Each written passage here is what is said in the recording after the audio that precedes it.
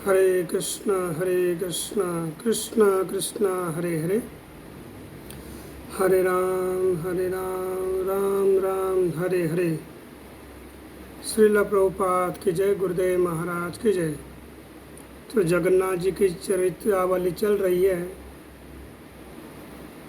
आज मैं आपको द्वापर युग की घटना सुनाऊंगा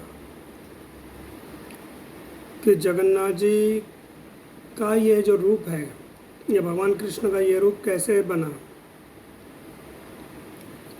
तो जब भगवान कृष्ण द्वारका में रहते थे तो एक समय क्या हुआ,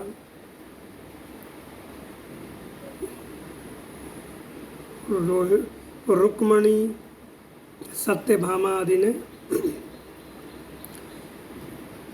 प्रार्थना करी रोहिणी जी से कि आप तो वृक्ष के अंदर रही हैं, क्योंकि देवकी और रोहिणी ये वसुदेव की दो पत्नियां हैं। उनकी पत्नियां तो कई हैं, लेकिन मुख्य रूप से दो पत्नियां हैं। तो उन्होंने रोहिणी जी से पूछा कि आप व्रज में रही हैं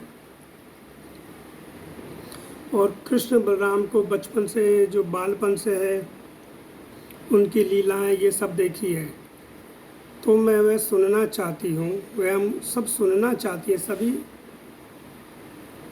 पत्नियों ने कहा। तो पहले तो रोहिणी जी ने मना किया कि भाई राधा कृष्ण का जो लीला है वो मैं कैसे बताऊंगी। पर जब उनकी पत्नियां यानी कृष्ण की पत्नियां नहीं मानी तो तब उन्होंने कहा ठीक है, ऐसा है कि सुभद्रा को द्वार पर खड़ा किया जाए और कृष्ण बलराम अंदर नहीं आने चाहिए। तो रोहिणी जी कथा सुनाने लगी, बालपन में कृष्ण ने क्या लीला करी, बलराम ने क्या लीला करी, कैसे आगासुर, बकासुर, काकासुर, इन सबको मारा उन्होंने। और कृष्ण बलराम वसुदेव उग्रसेन के साथ में सुधर्मा नाम की राज्यसभा में चर्चा कर रहे थे। जो द्वारका है वहाँ पर सुधर्मा नाम की राज्यसभा है, जहाँ पर के राजकाज का काम किस तरह से करना है ये चर्चा होते रहती थी आपस में। तो जब राधा रानी का कृष्ण का प्रेम आया, यानी उसके विषय में वर्णन होने लगा, तो एकदम से क्या हुआ कि कृष्ण बलराम को बेचैनी सी होने लगी। उनका हृदय एक अलग ही ढंग से कुछ बेचैनी प्रकट करने लगा, व्यथित हो गए वो लोग। और सुभद्रा बाहर खड़ी है, द्वार पर कथा सुन रही है, और कृष्ण बलराम सभा को छोड़ करके उस कक्ष की तरफ आने लगे जिधर रोहिणी, रुक्मणी आदि पत्नियों को, बहुओं को कथा सुना रही थी। और कृष्ण बलराम भी चुपचाप से द्वार पर खड़े होकर के कथा सुनने लगे। सुभद्रा को ये पता ही नहीं चला कि कब ये लोग आए हैं। और जब राधा जी का प्रेम, गोपियों का प्रेम, विशेष करके राधा जी का प्रेम था, कैसे राधा जी दुखी हुई, व्यथित हुई कृष्ण के जाने से, ये लीला बताने लगे कृष्ण को कैसे प्रेम करती हैं राधा जी। उनका जो प्रेम है अद्भुत है। तो कृष्ण और बलराम इतने द्रवित हो गए, यानी प्रेम में इतने अभिभूत हो गए कि उनके हाथ और पैर अंदर समा गए। और सुभद्रा जी भी द्रवित हो गई, वो गल गई एक तरह से। तो सुभद्रा जी के हाथ पैर शरीर के अंदर समा गए। जैसे आप देखते हैं जगन्नाथ बलदेव सुभद्रा के जो विग्रह है, कि जगन्नाथ बलदेव का आगे का जो हाथ का हमारा हथेली होती है, पंजा, वो नहीं है, और सुभद्रा जी के हाथ पैर दिखाई नहीं देते हैं।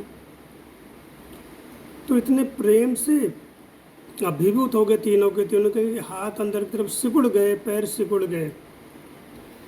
और सुभद्रा जी ने जब देखा कि ये दोनों खड़े होकर के चुपचाप से कथा सुन रहे हैं तो वो एक आश्चर्य पड़ गई। देखें, भगवान जगन्नाथ की आंखें फैली हुई हैं, बलराम जी की फैली हुई हैं, सुभद्रा जी की फैली हुई आंखें। तो जैसे क्या होता है कि हम कुछ काम कर रहे हों और कोई पीछे से आकर के एकदम हमें डरा देता है कुछ आवाज़ करके, तो हम एकदम से अजीब अलग ढंग की हमारी शरीर की क्रिया होती है जिसे हम कहते हैं भौचक्का रहना, आश्चर्यचकित रहना। तो ये देखा तो दोनों के दोनों आश्चर्यचकित कथा सुन रहे थे। सुभद्रा भी ऐसे हो गई।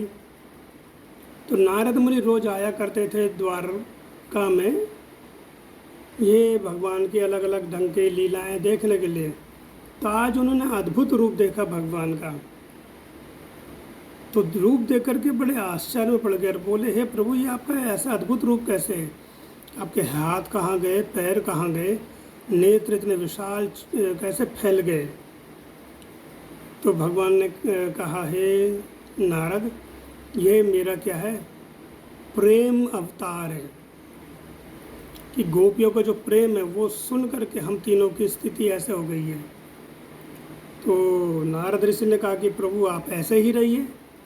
तो भगवान बोले, ये द्वापर युग चल रहा है, इसमें ऐसा लीला होना अभी संभव नहीं है। जब कलयुग आएगा तो कलयुग में मैं जगन्नाथ के रूप में प्रकट होऊंगा और फिर मैं इस तरह की लीलाएं दिखाऊंगा। यह मेरा जो ये रूप है जिसमें कि मेरे हाथ पैर समा गए, अंदर समा गए, ये प्रकट होगा कलयुग में, ये द्वापर में प्रकट नहीं होगा। तो इसका प्रथम दृश्य ये दर्शन किया नारद ऋषि ने। जगन्नाथ बलदेव सुभद्रा की जय हो। हरे कृष्णा।